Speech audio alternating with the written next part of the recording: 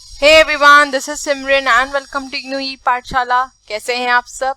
उम्मीद करती हूँ बहुत अच्छे होंगे और अपने घर में सेफ होंगे और अपनी प्रिपरेशन भी आप रेगुलर बेसिस पे कर रहे होंगे। तो जैसा कि आप लोग जानते हैं, हम डिस्कस कर रहे थे एक्सपोर्ट प्रमोशन इन इंडिया, जो कि आपकी यूनिट 4 है IBO 3 की। ऑलरेडी हम इसके 2 पार्ट्स को कवर कर चुके हैं। अगर आप में से किसी ने पिछली वीडियो को नहीं देखा है तो उसको जरूर देख लीजिएगा। उसका लिंक मैं आपको आई बटन में जरूर शेयर कर दूंगी। और अगर आप मेरे चैनल पे न्यू हैं तो मेरे चैनल को लाइक शेयर सब्सक्राइब करना मत भूलिएगा। बेल आइकन को भी जरूर प्रेस कर दिएगा ताकि मैं जब भी वीडियोस को अपलोड करूं उसका नोटिफिकेशन आपके पास जरूर जाए। तो आज हम डिस्कस करेंगे इसका पार्ट 3 और मेरी पूरी कोशिश रहेगी कि आज मैं आपकी ये यूनिट कंप्लीट करवा दूं। ठीक है, तो अपने सेशन को स्टार्ट करने से पहले अगर आपने किसी ने भी मेरे इंस्टाग्राम और टेलीग्राम चैनल को फॉलो नहीं किया है तो इसको ज़रूर फॉलो कर लीजिएगा, क्योंकि इग्नू से रिलेटेड जो भी अपडेट्स रहती हैं यहाँ पे मैं रेगुलरली पोस्ट करती रहती हूँ। और कल या परसों मैंने ये शेयर भी करा था कि आपकी जो असाइनमेंट्स की डेट है वो भी एक्सटेंड हो चुकी है। आई गेस 31 अक्टूबर हो चुकी है अब। तो आराम से अपने असाइनमेंट्स को कंप्लीट कर लीजिए विद इन टाइम और सबमिट कर दीजिएगा। ठीक है, मेरे पास काफ़ी क्वेरीज आ रही थी और मुझसे पूछा जा रहा था कि मैम हम अपने असाइनमेंट्स को कैसे सबमिट करें। देखिए, मेरे पास भी खुद भी इसका आंसर नहीं होता है, क्योंकि जब तक इग्नू की तरफ से कुछ भी ऑफिशियल नोटिस नहीं आ जाती मैं भी आपको कुछ भी नहीं बता सकती, है ना। अब अगर मैं आपसे कह दूं कि असाइनमेंट की लास्ट डेट आज है या कल है तो क्या वो ऑथेंटिक होगा? कभी भी नहीं होगा, है ना। तो जो भी ऑफिशियल नोटिस होती है वही मैं आपके साथ शेयर करती हूँ। मुझे जैसे ही पता चला मैंने इसलिए तुरंत टेलीग्राम चैनल पे डाल दिया था कि जितने भी लोग परेशान हो रहे थे अपने असाइनमेंट्स को लेके, एटलीस्ट वो थोड़ा सा रिलैक्स कर जाएं, काम हो जाए। ठीक है, सो आई होप आपकी अब टेंशन दूर हो गई होगी। असाइनमेंट्स के लिए टाइम भी मिल गया है, आराम से कंप्लीट भी कर लीजिएगा। और अब चलते अपने सेशन की तरफ। ठीक, तो हमने अपने पिछले सेशन में भी कंटिन्यू किया था export promotion measures in India, right. क्योंकि टॉपिक्स इसमें काफ़ी ज़्यादा हैं और हर एक टॉपिक को पढ़ना कवर करना ज़रूरी है। ठीक है, तो यहाँ पे मैंने इसलिए आपको हर एक टॉपिक को डिटेल में समझाने की कोशिश की है। आई होप आप लोग को क्लियर भी हुआ होगा। ठीक, तो आगे इसको कंटिन्यू करते हैं और उसके बाद हम नेक्स्ट टॉपिक्स पे चलेंगे। ठीक है, तो आज का हमारा सबसे पहला पॉइंट है मार्केट डेवलपमेंट असिस्टेंस। जैसा कि आपको नाम से ही समझ में आ रहा होगा, मार्केट डेवलपमेंट असिस्टेंस मतलब कि हम मार्केट को किस तरह से डेवलप कर सकते हैं, किस तरह से हेल्प कर सकते हैं कि हमारी जो एक्सपोर्ट मार्केट है, हमारे जो एक्सपोर्ट्स हैं वो इंक्रीज कर सकें। ठीक है, the scheme of market development assistance, originally known as the market development fund, was established in 1963। तो मार्केट डेवलपमेंट असिस्टेंस को पहले मार्केट डेवलपमेंट फंड के नाम से जाना जाता था और ये कब स्टैब्लिश हुई थी? 1963 में। ठीक, the main objective of the scheme is to stimulate exports and diversify the pattern of export trade from the country. तो इस स्कीम का बेसिकली क्या ऑब्जेक्टिव था कि किस तरह से हम अपने एक्सपोर्ट्स को बढ़ा सके, किस तरह से हम उसको डाइवर्सिफाई कर सके, ताकि हम जो इंटरनेशनल मार्केट है वहां पे भी अपने एक्सपोर्ट्स को इंक्रीज कर सके। ठीक है, the scheme also provides assistance in marketing of various Indian commodities abroad. तो इस स्कीम का जो मेन ऑब्जेक्टिव था वो क्या था कि किसी तरह से हमें अपने एक्सपोर्ट्स को बढ़ाना है, उसको डाइवर्सिफाई करना है, राइट। उसके साथ साथ ये स्कीम असिस्टेंस भी प्रोवाइड करती थी। असिस्टेंस का क्या मतलब होता है? हेल्प प्रोवाइड करती थी कि जो भी हमारी इंडियन कमोडिटीज हैं उनकी अच्छे से मार्केटिंग हो पाए। क्योंकि देखिए, कोई भी कमोडिटी अगर मार्केट में आती है, चाहे अच्छी है, मतलब चाहे महंगी है, चाहे वो सस्ती है, अगर उसकी प्रॉपरली मार्केटिंग नहीं करी जाएगी तो वो मार्केट में सेल नहीं हो पाएगी, राइट। तो यहाँ पर भी इंडियन कमोडिटीज की मार्केटिंग पे ध्यान देती थी और उसको हेल्प करती थी कि जो इंडियन कमोडिटीज हैं वो मार्केट में सेल हो पाए। ठीक, the various components under the umbrella of MDAR। अब देख लेते हैं कौन कौन से कंपोनेंट्स आते हैं इसके अंदर। सबसे पहले है market research, commodity research, area survey and research. देखिए, जहां भी हम मार्केट की बात करेंगे और कमोडिटी की बात होगी तो ये बहुत ही जाहिर सी बात है कि वहां पे मार्केट रिसर्च का जिक्र होगा ही होगा, है ना। क्योंकि अगर मार्केट में कोई भी प्रोडक्ट बेचा जाता है, एक 5 रुपए का भी अगर प्रोडक्ट बेचा जाता है तो भी उसके लिए रिसर्च करी जाती है। देखा जाता है कि कितने कंज्यूमर्स हैं उस पर्टिकुलर प्रोडक्ट के लिए, अगर हम ये प्रोडक्ट निकालेंगे तो हमें कितना प्रॉफिट होगा, हमारी सेल्स कितनी जनरेट होगी, है ना। तो मार्केट रिसर्च हमेशा ही इम्पोर्टेंट होती है, चाहे वो इंटरनेशनल मार्केट की बात हो, आप चाहे आप कह लीजिए आपके डोमेस्टिक मार्केट की बात हो। ठीक है, नेक्स्ट पॉइंट है हमारा product promotion and commodity development. किस तरह से प्रोडक्ट को प्रमोट करना है, किस तरह से हमें कमोडिटी को डेवलप करना है, इसके बारे में भी जानना चाहिए। नेक्स्ट पॉइंट बोल रहा है export publicity and dissemination of information. अब ये चीज मैंने आपको बताई थी जब मैंने आपको मार्केटिंग मैनेजमेंट पढ़ाया था, या फिर हम कह सकते हैं इंटरनेशनल मार्केटिंग पढ़ाया था, कि अगर कोई भी प्रोडक्ट बनाया है तो उसका एडवर्टीजमेंट जरूरी है ना, उसका प्रचार जरूरी है। तो अगर यहाँ पे मैं इंटरनेशनल मार्केट की बात करूँ तो एक्सपोर्ट की पब्लिसिटी होना जरूरी है ना, उसकी इंफॉर्मेशन का प्रचार होना जरूरी, तभी तो जो फॉरेनर्स हैं या फॉरेन मार्केट है उनको पता चलेगा कि ऐसा भी प्रोडक्ट है, राइट। नेक्स्ट पॉइंट क्या कह रहा है, participation in trade fairs and exhibitions. ठीक है, नेक्स्ट है हमारा trade delegations and study teams. अब देखिए समझते हैं पहले कि ट्रेड डेलीगेशंस क्या होता है। डेलीगेशन का मतलब क्या होता है कि हमने किसी को कुछ रिस्पॉन्सिबिलिटी दे दी है ना, कहते हैं ना रिस्पॉन्सिबिलिटीज को डेलीगेट करना, आगे ट्रांसफर करना, राइट। अब अगर मैं ट्रेड डेलीगेशंस की बात करूं तो इसमें क्या होता है कि ग्रुप ऑफ गवर्नमेंट ऑफिशियल्स होते हैं, ठीक है, किसी एक कंट्री के, लेट्स कंसिडर कंट्री ए के हैं, वो क्या करते हैं कंट्री बी जाते हैं, वहां पे विजिट करते हैं और सेम ऑफिशियल से मिलते हैं, मतलब जिस रैंक पे वो होते हैं उसी लेवल के पीपल से वहां पे मिलते हैं, उसी गवर्नमेंट ऑफिशियल से वहां पे मिलते हैं और कंपनीज को डेलीगेट करते हैं। अब ये क्यों किया जाता है, ताकि जो हमारा एक्सपोर्ट्स है, हमारा जो फॉरेन ट्रेड है, उसको बढ़ाया जा सके। ठीक है, नेक्स्ट पॉइंट क्या कह रहा है, establishment of offices and branches in countries abroad. ठीक, और लास्ट पॉइंट है हमारा grants in aid to export promotion councils and other approved organisations for the development of exports and the promotion of foreign trade. So I hope आपको market development assistance clear हो गया होगा, बहुत ही easy था, इसमें बहुत ज्यादा कुछ डिफिकल्ट नहीं था, राइट। चलते हैं नेक्स्ट स्लाइड पे। अब नेक्स्ट डिस्कस करते हैं क्रूशियल बैलेंसिंग इन्वेस्टमेंट स्कीम। अब देखिए ये स्कीम बेसिकली क्या बोलती है, हमारे यहाँ पहले क्या था कि इंफ्रास्ट्रक्चर की बहुत ज्यादा प्रॉब्लम थी। ठीक है, अगर गवर्नमेंट ने एक्सपोर्टर्स को अपने सब्सिडीज भी दे दी, ठीक है, एसईजेड्स भी खुलवा दिए, ईपीजेड्स भी खुलवा दिए, ताकि एक्सपोर्ट्स को इजीली प्रमोट किया जा सके, एक्सपोर्ट्स बढ़ाया जा सके, लेकिन उसके बाद भी इंडिया एक्सपोर्ट्स को नहीं बढ़ा पाया। उसकी सबसे बड़ी वजह क्या थी, इंफ्रास्ट्रक्चर प्रॉब्लम। ठीक है, हमारा जो इंफ्रास्ट्रक्चर था वो इतना केपेबल नहीं था कि वो एक्सपोर्ट्स को आगे बढ़ा सके, क्योंकि देखिए इंफ्रास्ट्रक्चर की क्यों जरूरत पड़ती है, अगर आपके पास अच्छी मशीनरी नहीं है, अच्छी यूनिट्स नहीं है, तो आप उतना अच्छा प्रोडक्शन नहीं कर सकते है ना, कभी भी आप फिर इंटरनेशनल मार्केट में कम्पीट भी नहीं कर पाएंगे। ठीक है, तो ये स्कीम बेसिकली इसीलिए लाई गई कि इन्वेस्टमेंट किया जाए इसमें और चीज़ों को बढ़ाया जाए, ठीक है, जिसके थ्रू हमारा एक्सपोर्ट भी बढ़े, प्रोडक्शन भी बढ़े और इंटरनेशनल मार्केट में हमारा शेयर भी कहीं ना कहीं इंक्रीज हो पाए। ठीक, the crucial balancing investment scheme envisages balancing capital investment for relieving bottlenecks in infrastructure for export production and convenience. The scheme has been introduced with a view to boosting exports through export facilitation and removal of impediments to exports, with a particular emphasis on infrastructural bottlenecks. तो इस scheme का जो major focus था वो कहाँ पे था कि किसी तरह से हम अपने इंफ्रास्ट्रक्चर को अपग्रेड कर सके, बढ़ा सके, उसे इम्प्रूव कर सके। ठीक है, तभी हम आगे अपने एक्सपोर्ट्स को भी इंक्रीज कर पाएंगे। ठीक है, लेट्स से एक एग्जांपल लेते हैं कि अगर आप अपनी इग्नू की बुक से पढ़ रहे हैं कोई चीज, ठीक है, आपको कुछ चीजें क्लियर हो रही हैं, कुछ चीजें नहीं क्लियर हो रही। जो चीजें क्लियर हो गई वेल एंड गुड, जो नहीं क्लियर हुई आपने क्या किया, उसे मगअप कर लिया, आपने याद कर लिया और पेपर में लिखा है। ठीक, अब क्या हुआ, आपके नंबर तो आए लेकिन उतने अच्छे नहीं आ पाए। ठीक, अब आपको लगा कि ठीक है मैं अपने नंबर से सेटिस्फाइड नहीं हूँ, आपने दोबारा पेपर दिया। ठीक है, अब दोबारा पेपर दिया, आपने वही स्ट्रैटेजी अपनाई, तो जो आपके नंबर थे वो वहीं के वहीं रहे। ठीक है, अब हमको अगर अपने नंबर को इंक्रीज करना है, हमें अच्छा स्कोर करना है, तो हमें अपनी स्ट्रैटेजी को चेंज करना पड़ेगा। तो हमें सबसे पहले पीछे देखना पड़ेगा कि हम क्या कर रहे हैं, है ना।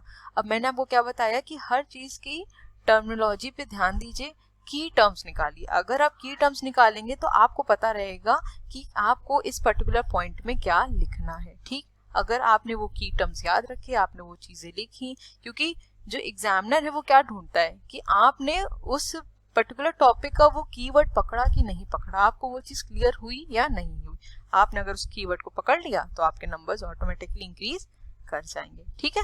So the scheme would consider providing funding support to proposals involving bottlenecks at ports, roads, airports, export centers, etc. Some of the proposals which have been approved in principle in this regard include establishment of an international land port at Petrapol in West Bengal, truck terminus at Bongaon, and strengthening and widening of Bangaon Panchpota Road in West Bengal, power system improvement at Muradabad in Uttar Pradesh, and infrastructural facilities at Arur, Alfonsa for marine industry in Kerala. जितने भी हमारे ports थे, roads थे, airports, export centres, इन सब को improve करने की बात कही गई, ठीक है।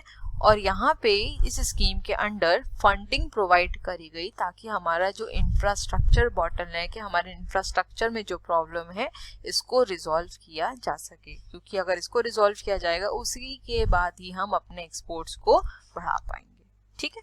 आई होप ये स्कीम क्लियर हो गई होगी। चलते हैं नेक्स्ट स्लाइड पे। अब नेक्स्ट पॉइंट है हमारा इलेक्ट्रॉनिक डेटा इंटरचेंज। अब इस पॉइंट को समझने से पहले ये समझ लेते हैं कि इलेक्ट्रॉनिक डेटा इंटरचेंज होता क्या है, ठीक है, तभी आपको ये अच्छे से क्लियर हो पाएगा।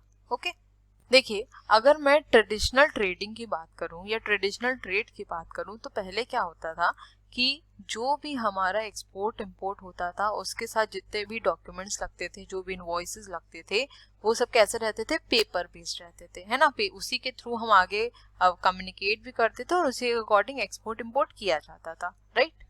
लेकिन धीरे धीरे जब चीज़ों में चेंजेस आने लग गए, हम लोग सब चीज़ें डिजिटली करने लग गए, इलेक्ट्रॉनिकली करने लग गए, है ना। आजकल पेमेंट भी ऑनलाइन हो जाता है, आप चीज़ें भी ऑनलाइन खरीद सकते, तो सब चीज़ें इलेक्ट्रॉनिक बेस्ड ज़्यादा हो गई हैं। तो इसमें भी थोड़ा अपग्रेडेशन किया गया और जो चीज़ें हम ट्रेडिशनल वे में पेपर पे कम्युनिकेट करते थे, आज वो इंफॉर्मेशन को हम ईजिली इलेक्ट्रॉनिकली कम्युनिकेट करते हैं। इसी को कहा जाता है इलेक्ट्रॉनिक डेटा इंटरचेंज, ठीक है। मतलब कि जो भी इनवॉइसेस हैं आपके, जो भी परचेज ऑर्डर्स हैं, जो हम पहले पेपर में किया करते थे, आज हम उसको इलेक्ट्रॉनिकली कम्युनिकेट कर सकते हैं, ट्रांसफर कर सकते हैं। इससे क्या होता है, टाइम भी बचता है और पेपर की वेस्टेज भी नहीं होती है और काम जल्दी भी हो जाता है, ठीक है। The Government of India has identified use of electronic data interchange as high priority in trade facilitation. The specific steps taken to promote use of EDI in the country include. सबसे पहला पॉइंट क्या कह रहा है, creation of institutional setup for EDI through establishment of EDI Council, India EDIFACT Committee and EDI Working Groups. तो government को भी electronic data interchange की जो इम्पोर्टेंस है वो रियलाइज हुई और उसके बाद उन्होंने क्या किया, EDI काउंसिल को सेटअप करने की बात करी, ठीक है। इंस्टीट्यूशनल सेटअप की बात करी। अगर इंस्टीट्यूशनल सेटअप होना है तो सबसे पहले काउंसिल का होना ज़रूरी है, एक कमिटी का फॉर्म होना ज़रूरी है और वर्किंग ग्रुप्स का फॉर्म होना ज़रूरी है ना। काम ऑनलाइन ही होना है, लेकिन उनको किस तरह से मैनेज करना है, किस तरह से काम करना है, ये तो कौन डिसाइड करेगा, जो काउंसिल है, जो कमिटी है, जो वर्क ग्रुप्स है, वही डिसाइड करेंगे, राइट। तो एक इंस्टीट्यूशनल सेटअप की ज़रूरत थी, ओके। नेक्स्ट पॉइंट क्या कह रहा है, federation of Indian export organisation has been nominated as the nodal agency for promotion of EDI इन प्राइवेट सेक्टर। यहाँ पे नोट करने वाली बात क्या है कि गवर्नमेंट ने ये इनिशिएटिव तो लिया, लेकिन ऐसा नहीं था कि ये सिर्फ गवर्नमेंट ऑर्गेनाइजेशंस तक ही सीमित था, राइट। क्योंकि FIEO को इसलिए नॉमिनेट किया गया था, वो एक नोडल एजेंसी बनाई गई थी ताकि जो ये EDI है इसको आगे प्रमोट किया जा सके, प्राइवेट सेक्टर में भी इसको आगे बढ़ाया जा सके, ठीक है। नेक्स्ट पॉइंट क्या कह रहा है, initiatives for alignment of trade documents and trade process in India in respect of international trade has been taken. देखिए, अगर मैं ट्रेडिशनल ट्रेडिंग की बात करूं तो जितने भी डॉक्यूमेंट्स थे उनको पहले हमें अरेंज करना पड़ता था, है ना, उन्हें सॉर्ट आउट भी करने की जरूरत पड़ती थी, तो ये काफ़ी ज़्यादा हेक्टिक वर्क हो जाता था, राइट। लेकिन इलेक्ट्रॉनिक डेटा इंटरचेंज के आने के बाद से ये सब चीज़ें काफ़ी ज़्यादा ईजी हो गई। यहाँ पे लोगों को बहुत ज़्यादा मेहनत भी करने की ज़रूरत नहीं पड़ती थी और जो डॉक्यूमेंट्स होते थे वो अपने आप एक ऑर्डर में अरेंज किए जा सकते थे, right.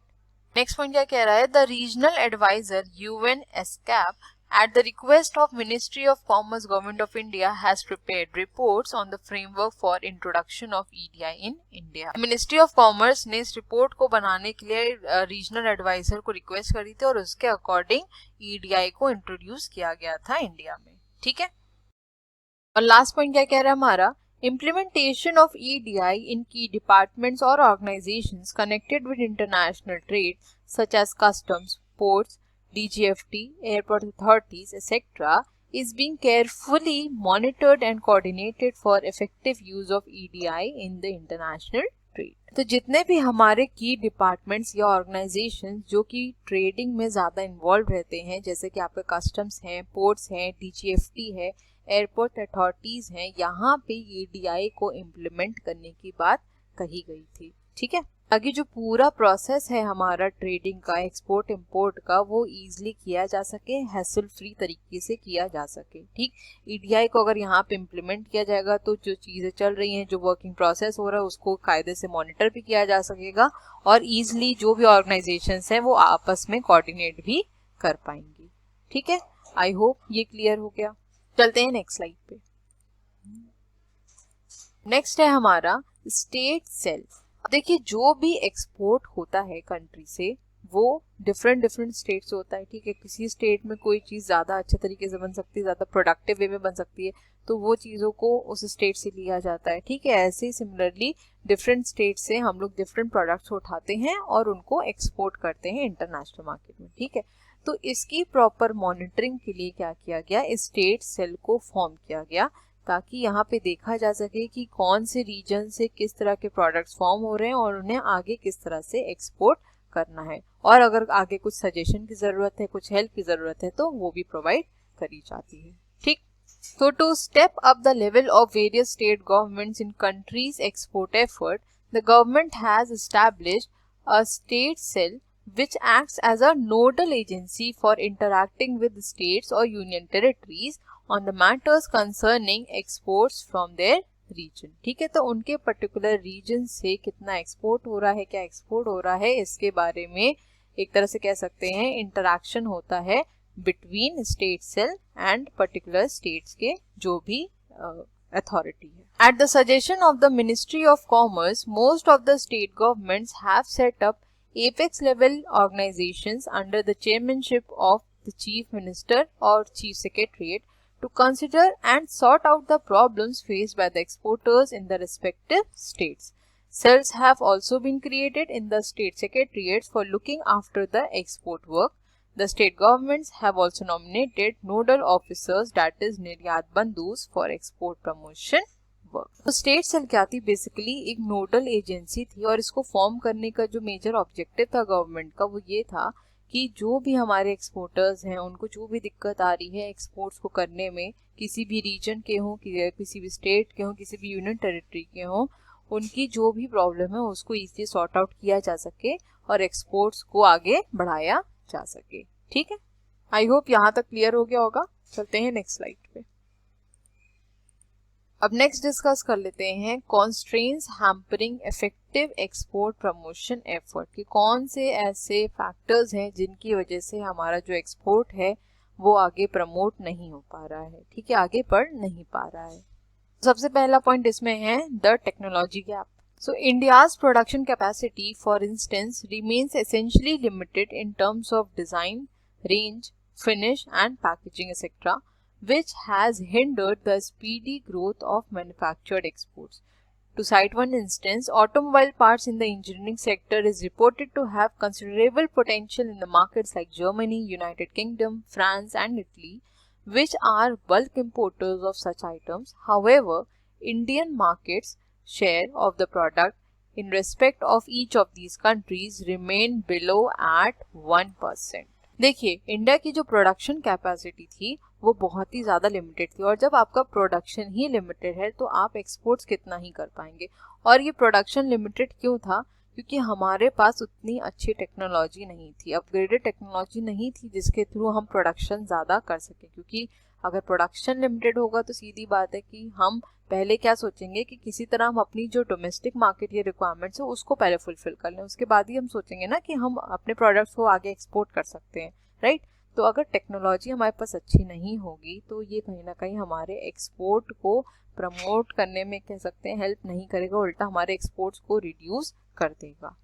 Even with regard to products wherein this country has the so-called comparative advantage, as for instance hand tools, gems and jewelries, ready-made garments, etc., India's share in individual markets has not shown an appreciable increase over the years. अब आपको याद होगा जब हमने अपने chapter को start किया था तब मैंने आपको बताया था कि इंडिया किन किन चीज़ों को एक्सपोर्ट करता है ना. जैसे आपके जेम्स एंड ज्वेलरीज हो गए, रेडीमेड गारमेंट्स हो गए, टेक्सटाइल्स हो गए, फैब्रिक्स हो गए, लेदर प्रोडक्ट्स हो गए, इन सब को इंडिया एक्सपोर्ट करता था, राइट. अब इनको एक्सपोर्ट करने की क्या वजह है? क्योंकि यहाँ पे इजिली इनका प्रोडक्शन हो सकता है, तो इंडिया के पास यहाँ पे इसका क्या है, कंपैरेटिव एडवांटेज है. ठीक है, लेकिन इसके बाद भी इंडिया अपना एक अच्छा मार्केट शेयर नहीं मेंटेन कर पाया मार्केट में, मतलब आपके फॉरेन मार्केट में. उसकी क्या वजह थी? क्योंकि हमारे पास टेक्नोलॉजीज इतनी अच्छी नहीं थी, इतनी एडवांस टेक्नोलॉजीज नहीं थी. इसकी वजह से कंपैरेटिव एडवांटेज होने के बावजूद भी हम इंटरनेशनल मार्केट में अपनी जगह नहीं बना पाए. The textiles and the garment sector which is regarded as the show piece in the India's export sector remains as yet technologically obsolete by global standards. This technology gap can be regarded as the single most reason for India not being able to export high quality clothing, including men's suiting, winter wear, sportswear, etc., which have a continuous and volume demand in the overseas market and which would have enabled India to move up the value chain in the garment sector. तो आप खुद सोचिए कि अगर आपके पास किसी चीज़ का expertise है, आप किसी चीज़ का प्रोडक्शन करते हैं तो आप लो कॉस्ट पे कर सकते हैं और ईजिली आप मार्केट को कैप्चर भी कर सकते हैं. लेकिन इंडिया इसमें सक्सेसफुल नहीं हो पाया और उसकी जो मेजर वजह थी वो क्या थी? टेक्नोलॉजी गैप होना. हमारे पास इतनी अच्छी टेक्नोलॉजी नहीं थी, इतनी एडवांस टेक्नोलॉजी नहीं थी कि हम क्वालिटी प्रोडक्ट्स को बना सके. और जब हमारे प्रोडक्ट्स क्वालिटी वाइज अच्छे नहीं थे तो वो इसीलिए इंटरनेशनल मार्केट में भी अपनी जगह नहीं बना पाए. और इसीलिए जो हमारा गारमेंट सेक्टर था, कंपैरेटिव एडवांटेज होने के बावजूद भी वो आगे नहीं बढ़ पाया. ठीक है, आई होप ये पॉइंट क्लियर हुआ. चलते हैं नेक्स्ट स्लाइड पे. अब नेक्स्ट पॉइंट है हमारा financial stringency.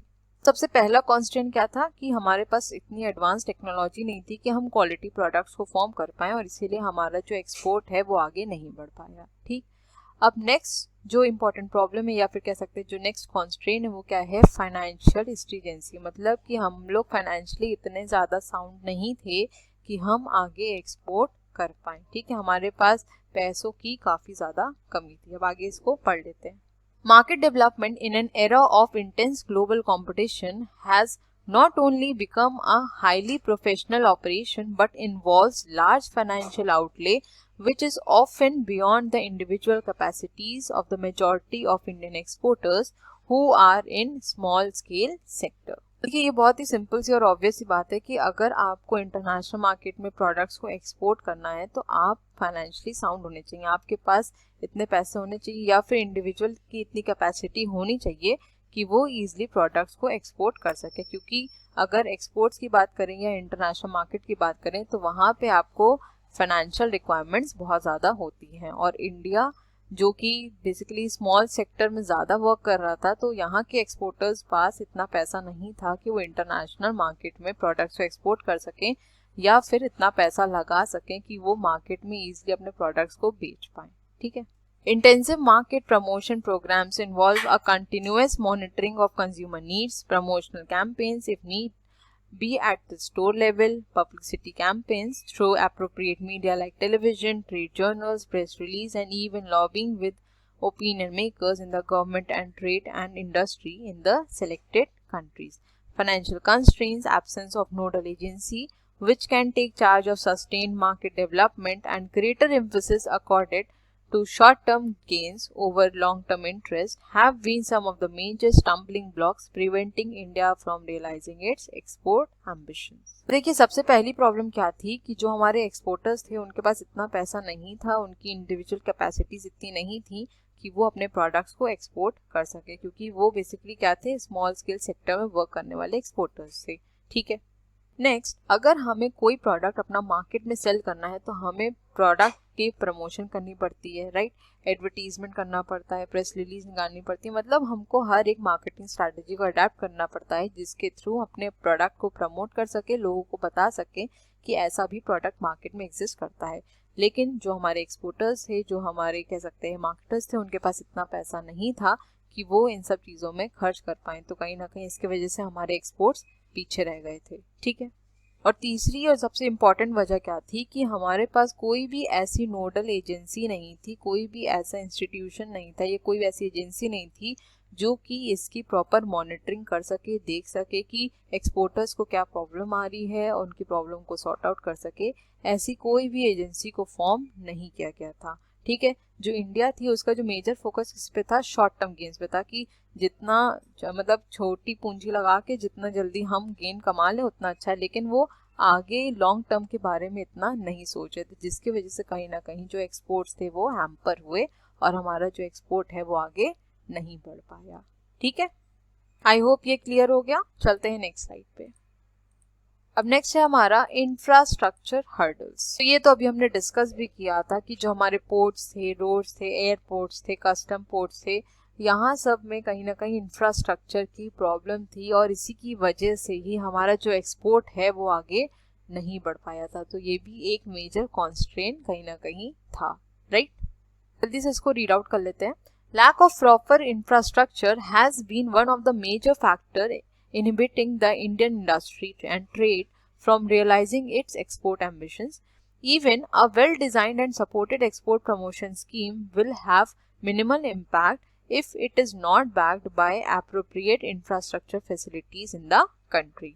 Infrastructure generally covers sectors such as transport, that is railways, airports, airlines, shippings and ports, power, water supply, telecommunication, sanitization, etc. Some of the bottlenecks, especially in sectors like power, railways, roadways and ports, have seriously eroded the international competitiveness of several Indian industries. In India, recurring power shortage and cuts have already led to inadequate capacity utilization by industries and resulted in unproductive expenditure such as backup generators in the manufacturing units, all of which act as a serious constraint to growth. Obviously, it is difficult to plan an export campaign under such adverse conditions. मेरे ख्याल से इसमें कुछ बहुत ज़्यादा समझाने को नहीं था, बहुत ही सिंपल इंग्लिश लैंग्वेज में लिखा है, आपको इजीली समझ में भी आ गया होगा। और मेरे ख्याल से आप लोग की कुछ शिकायत भी रहती है कि इसको मैं रीड आउट क्यों करती हूँ, क्योंकि इसलिए करती हूँ क्योंकि PDF तो मैं आपको दे दूंगी, लेकिन ये ज़रूरी नहीं है कि आप लोग उसको पढ़िए भी, है ना। कई लोग ऐसे होते हैं जो नहीं पढ़ते हैं, लेकिन जब आप चीज़ों को समझ रहे हैं और उसी टाइम अगर आप उसका कंटेंट को जो दिया है उसको रीड आउट कर लेते हैं तो आपके दिमाग में कहीं ना कहीं चीज़ें बैठ जाती हैं, ठीक है। इसीलिए मैं इसको रीड आउट कर देती हूँ, ओके। चलते हैं अपनी नेक्स्ट स्लाइड पे। अब नेक्स्ट टॉपिक है हमारा guidelines for effective export promotion strategy. तो अभी हमने डिस्कस किया कि क्या क्या कॉन्स्ट्रेंट्स है जिनकी वजह से हमारा एक्सपोर्ट प्रमोट नहीं हो पाया, राइट। अब हम देखते हैं कि क्या ऐसे पॉइंट्स हैं जिनको हम अगर कंसिडर करें तो हम अपने एक्सपोर्ट्स को बढ़ा सकते हैं, ठीक है। सबसे पहला पॉइंट है हमारा प्रोडक्ट और मार्केट डेवलपमेंट। तो ये पॉइंट अभी हमने डिस्कस भी किया था, किसमें, मार्केट डेवलपमेंट असिस्टेंस वाले टॉपिक में, है ना। देखिए, अगर आप फॉरेन ट्रेड की बात करें या फिर मैं कहूँ डोमेस्टिक मार्केट की भी बात करें, कोई भी प्रोडक्ट अगर मार्केट में इंट्रोड्यूस किया जाता है तो सबसे पहले क्या किया जाता है, मार्केट की रिसर्च की जाती है, प्रॉपर सर्वे किया जाता है, प्रॉपरली एनालिसिस किए जाते हैं कि जो प्रोडक्ट मैन्युफैक्चर किया जा रहा है, जो प्रोडक्ट को इंट्रोड्यूस किया जा रहा है उसके रिक्वायरमेंट मार्केट में है या नहीं है, कंज्यूमर्स का क्या रिएक्शन है उस पर्टिकुलर प्रोडक्ट को लेके, है ना। तो इन सब के बारे में प्रॉपरली इंफॉर्मेशन कलेक्ट करी जाती है। लेकिन इसके ऊपर एक इम्पॉर्टेंट फैक्टर क्या होता है कि जो कंपनी है उसकी स्ट्रेंथ और वीकनेस क्या है ना। हमको अपनी स्ट्रेंथ और वीकनेस पता होनी चाहिए क्योंकि उसी के अकॉर्डिंग हम आगे अपने टास्क को परफॉर्म कर पाएंगे, है ना। तो इन चीज़ों को भी एनालाइज करने की ज़रूरत होती है कि जिस भी मार्केट को एक्सपोर्टर टारगेट कर रहा है वो मार्केट आगे उसको प्रॉफिट देगी या नहीं देगी, उस पर्टिकुलर मार्केट के लिए वो प्रोडक्ट बना पाएगा नहीं बना पाएगा, उसको एक्सपोर्ट कर पाएगा नहीं कर पाएगा, ठीक है, उसके पास कौन सी फैसिलिटीज़ हैं कौन सी फैसिलिटीज़ नहीं हैं, क्या हैम्पर कर सकती है। तो इन सब चीज़ के बारे में एक तरह से कह सकते हैं एनालिसिस होना चाहिए, प्रॉपर सर्वे होना चाहिए और उसके अकॉर्डिंग हमें आगे वर्क परफॉर्म करना चाहिए, ठीक है। सो एक बार इसको रीड आउट कर लेते हैं, ठीक है। If the country is to achieve its goal of maximizing foreign trade, the first of its step is to carry out a detailed survey and analysis major exports market. The survey and analysis should be in context of our own inherent strengths and weaknesses in respect of our key export products. It should also reveal marketing approach that must be adopted to reach and conquer major export markets. The sad fact is that India's share in most of its major export product is not more than 2 to 3% of the total imports by any of the importing countries. ये तो अभी हमने discuss भी किया था कि India का comparative advantage होने के बावजूद किसमें आपके जेम्स एंड ज्वेलरीज हो गए, आपके हैंड टूल्स हो गए, राइट, इन सब में कंपैरेटिव एडवांटेज होने के बावजूद भी इंडिया एक्सपोर्ट्स को अपने नहीं बढ़ा पाई थी, मार्केट शेयर कैप्चर नहीं कर पाई थी, है ना। Even in the case of ready-made garments, which are supposed to be our star performer in merchandise exports, India's share has remained below an insignificant 3% of the world trade. सोचिए comparative advantage होने के बावजूद, star performer होने के बावजूद भी हमारा जो शेयर था वो 3% से कम था वर्ल्ड ट्रेड में, right. On the other hand, China's share of the world garment trade has increased from 4% to significant 15% in the last decade. Once the weaknesses are properly diagnosed with reference to each of the thrust export products, remedial measures need to be introduced with minimum delay and without involving unnecessary complicated procedure. In other words, product upgradation should form an important element of the export promotion policies of a country. सोचिए यहाँ भी China हमसे आगे निकल गया, जबकि हमारा खुद का कंपैरेटिव एडवांटेज था, हम स्टार परफॉर्मर थे, उसके बाद भी हम मार्केट शेयर नहीं कैप्चर कर पाए, वहीं चाइना इसमें भी आगे निकल गया। तो उसकी क्या वजह हो सकती है? सिंपल सी वजह यही है कि जो चाइना है उसके पास टेक्नोलॉजी अपग्रेडेड है, अच्छी टेक्नोलॉजी है, लेकिन हमारे पास उस टाइम पे जो टेक्नोलॉजी थी वो कहीं ना कहीं इतनी अच्छी नहीं थी कि हम क्वालिटी प्रोडक्ट्स को फॉर्म कर पाएँ, और इसीलिए हमारा एक्सपोर्ट हमेशा कम होता चला गया, ठीक है। तो अगर हमें इस सिचुएशन को ठीक करना है तो सबसे पहले हमें अपने प्रोडक्ट को अपग्रेड करने की ज़रूरत है, ताकि मार्केट में ईजिली हमारा प्रोडक्ट सेल हो सके। उसकी क्वालिटी को बढ़ाने की ज़रूरत है, मार्केट में जैसी डिमांड है उसके अकॉर्डिंग उसमें चेंजेस या मॉडिफिकेशन लाने की ज़रूरत है, तभी हम आगे प्रोडक्ट्स को एक्सपोर्ट कर पाएंगे, ठीक है। आई होप क्लियर हुआ। चलते हैं नेक्स्ट स्लाइड पे। नेक्स्ट पॉइंट है हमारा रिवैम्पिंग ट्रेड इंफॉर्मेशन सिस्टम। देखिए ये पॉइंट क्या कह रहा है, बेसिकली जितने भी हमारे ट्रेड इंफॉर्मेशन नेटवर्क्स हैं, जैसे कि आपका एक्सपोर्ट प्रमोशन काउंसिल है, federation of India export organisation है, chamber of commerce and industry है, ये कहीं ना कहीं प्रॉपरली इंफॉर्मेशन नहीं पहुंचा पाए अपने एक्सपोर्टर्स तक, ठीक है। क्योंकि देखिए सबसे बड़ी वजह क्या थी कि हमारे पास अच्छी टेक्नोलॉजी नहीं थी, अपग्रेडेड टेक्नोलॉजी नहीं थी, है ना। नेक्स्ट अगर मैं वजह की बात करूं तो फाइनेंशियली हम इतने ज़्यादा साउंड भी नहीं थे, राइट। तो इसकी वजह से कहीं ना कहीं क्या हुआ, जो हमारे एक्सपोर्ट्स हैं वो आगे नहीं बढ़ पाए, क्योंकि जो गवर्नमेंट है, जो गवर्नमेंट के इंस्टीट्यूशंस हैं, उनके पास भी बजट की प्रॉब्लम आ गई थी। इसकी वजह से वो हर एक इंफॉर्मेशन को एक्सपोर्टर्स तक नहीं पहुंचा पा रहे थे, ठीक है। तो यहाँ पे बोला गया है कि जितने भी हमारे ट्रेड इंफॉर्मेशन सिस्टम्स हैं इनको रिवैम्प करने की ज़रूरत है, मतलब इनको कह सकते हैं कि इस तरह से डिज़ाइन करने की ज़रूरत है कि जो लोग हैं उनको अट्रैक्ट कर सकें। इसमें कुछ मॉडिफिकेशंस की ज़रूरत है जिसके थ्रू हम आगे अपने एक्सपोर्ट्स को अपलिफ्ट कर सकें, ठीक है। If these organizations really wish to establish themselves as effective instruments of export promotion and development, a major revamping of services currently rendered by them is absolutely necessary, ठीक है। तो इनमें कुछ चेंजेस लाने की ज़रूरत है, इसमें कुछ मॉडिफिकेशंस की ज़रूरत है, ताकि ये जितने भी हमारे इंस्टीट्यूशंस हैं या इंफॉर्मेशन सिस्टम जो प्रोवाइड करती हैं ये इफ़ेक्टिवली अपना काम कर सकें। और जब ये इफ़ेक्टिवली अपना काम करेंगी तो बट ऑब्वियस है कि हमारे एक्सपोर्ट्स भी आगे इंक्रीज करेंगे, राइट। चलते हैं नेक्स्ट स्लाइड पे। अब नेक्स्ट पॉइंट है हमारा human resource development in export. अब देखिए हमारा एक्सपोर्ट आगे क्यों नहीं बढ़ पाया, उसकी एक ये भी बहुत मेजर वजह है, हम कह सकते हैं कि हमारे पास इतने एक्सपोर्टर्स ही नहीं थे, ऐसे पर्सोनल्स ही नहीं थे जिनके थ्रू हम आगे अपने बिजनेस को एक्सपैंड कर सकें। क्यों? क्योंकि अगर हमें आगे इस बिजनेस को एक्सपैंड करना है, हमें आगे ट्रेड करना है, इंटरनेशनल मार्केट में ग्रो करना है, तो हमको ऐसे कॉम्पिटेंट और क्वालिफाइड पर्सनल्स की ज़रूरत होती है ना। ये कोई ऐसा बिजनेस तो है नहीं जो कि हर एक इंसान कर सके। आपके पास प्रॉपर नॉलेज होनी चाहिए इस पर्टिकुलर मार्केट के बारे में, उसकी टर्मिनोलॉजी से आप वाकिफ होने चाहिए, क्योंकि जो आपके इंटरनेशनल मार्केट में टर्मिनोलॉजी चलती है वो ऑल ओवर वर्ल्ड सेम होती है। तो आपके पास फुल नॉलेज होनी चाहिए इस पर्टिकुलर एरिया की, तभी आप इसमें आगे वर्क कर सकते हैं। ठीक है, तो इंडिया ने इस चीज़ को समझा और उसके बाद क्या इंट्रोड्यूस किया, Indian Institute of Foreign Trade, which presently focuses on human resource development for manning the foreign trade sector, to establish regional chapter in various metropolitan cities of India to cater to this growing need. तो IIFT को इसीलिए introduce किया गया ताकि जो भी person interest लेता है फॉरेन ट्रेड में, उनको अगर आगे बिजनेस करना है, फॉरेन ट्रेड के थ्रू आगे ग्रो करना है, तो वो यहाँ पे एजुकेशन ले सकते हैं, जिसके थ्रू वो फॉरेन सेक्टर के बारे में हर एक इंफॉर्मेशन कलेक्ट कर सकते हैं और आगे इस मार्केट में ग्रो भी कर सकते हैं। ठीक है, क्योंकि इंडिया को ये समझ में आ गया था कि आगे जो ज़रूरत पड़ेगी उनको एक्सपोर्टर्स की पड़ेगी ही पड़ेगी, राइट। तो इसीलिए IIFT को इंट्रोड्यूस कर दिया गया था। ठीक, Some of the major universities have recognized the need and include international trade management in their curriculum. अब बहुत दूर नहीं जाते हैं, आप अपने इग्नू का कोर्स ले लीजिए। आपका जो इग्नू का कोर्स है वो क्या है, इंटरनेशनल बिजनेस ऑर्गेनाइजेशन।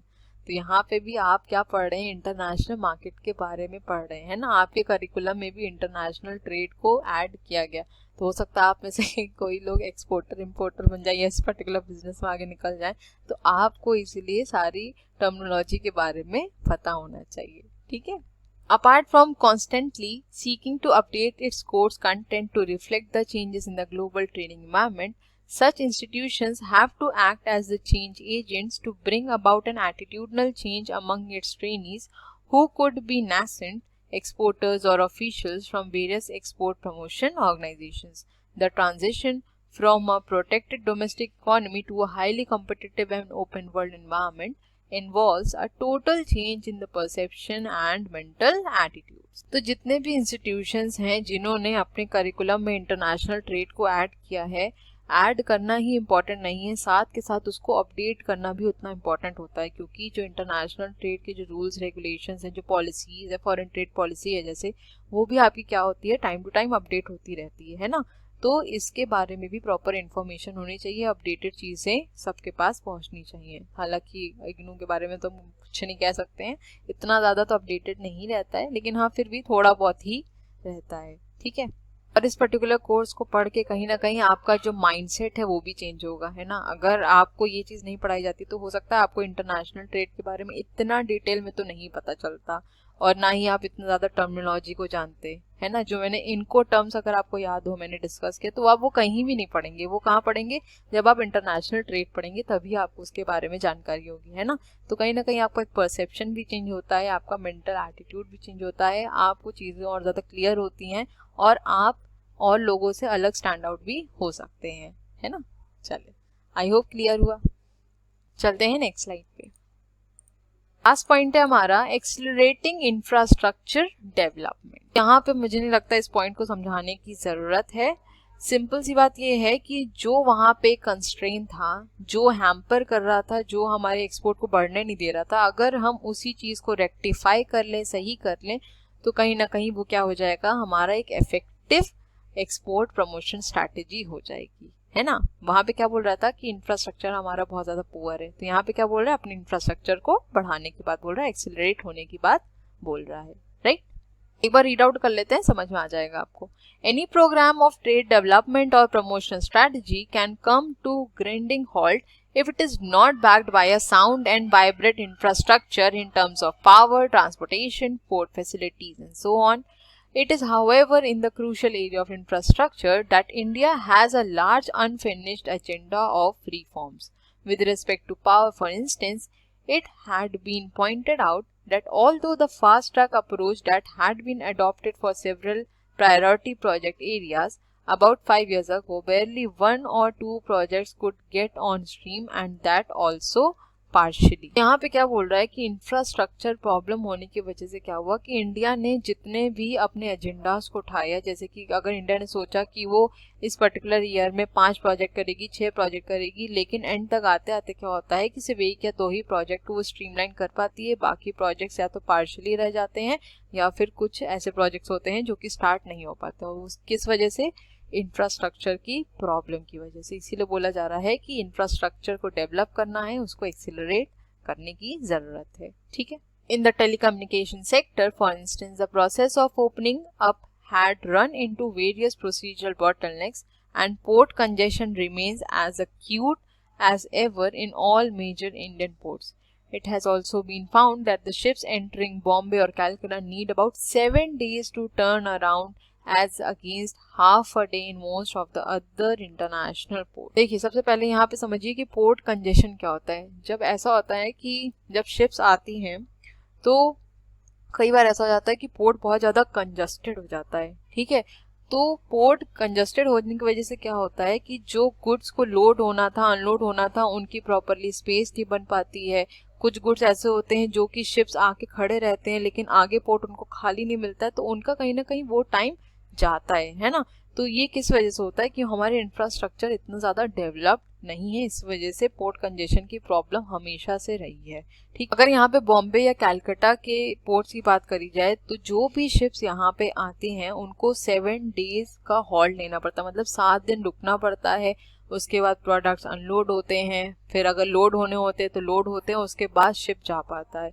अगर हम इसको दूसरे पोर्ट से कंपेयर करें तो वहाँ पे सिर्फ आधे दिन में ही ये काम हो जाता है। ठीक है, तो ये जो टाइम गैप है वो किस वजह से हुआ? ये जो इंफ्रास्ट्रक्चर में हमारे जो प्रॉब्लम है इसकी वजह से, है ना। क्योंकि देखिए, अगर पोर्ट कंजेशन नहीं होगा, अगर पोर्ट पे बहुत ज़्यादा भीड़ नहीं होगी, शिप इकट्ठा नहीं होंगे, तो उनको खुद इतना ज़्यादा देर नहीं लगेगी। ठीक है, तो इसलिए बोला गया है कि अपने इंफ्रास्ट्रक्चर को हमें डेवलप करने की ज़रूरत है और उसको एक्सेलरेट करने की ज़रूरत है, ताकि ये जो पोर्ट कंजेशन की प्रॉब्लम है इसको दूर किया जा सके। ठीक है, आई होप क्लियर हुआ होगा। और आज का हमारा सेशन यहीं तक था, आपकी ये यूनिट भी फिनिश हो गई। ठीक है, तो मिलेंगे अपने नेक्स्ट वीडियो में और अब डिस्कस करेंगे नेक्स्ट यूनिट को। So thank you so much for watching. Please channel को लाइक, शेयर, सब्सक्राइब करना मत भूलिएगा। बेल आइकन को भी जरूर प्रेस कर दिएगा ताकि मैं जब भी वीडियोस का अपलोड करूं उसका नोटिफिकेशन आपके पास जरूर जाए। अपने फीडबैक जरूर दीजिएगा कि वीडियोस कैसी लग रही हैं, और अगर कुछ इम्प्रूवमेंट की जरूरत है तो बिल्कुल बताइएगा। तो मिलेंगे अपने नेक्स्ट वीडियो में। Till then stay safe, stay healthy, bye bye, take care.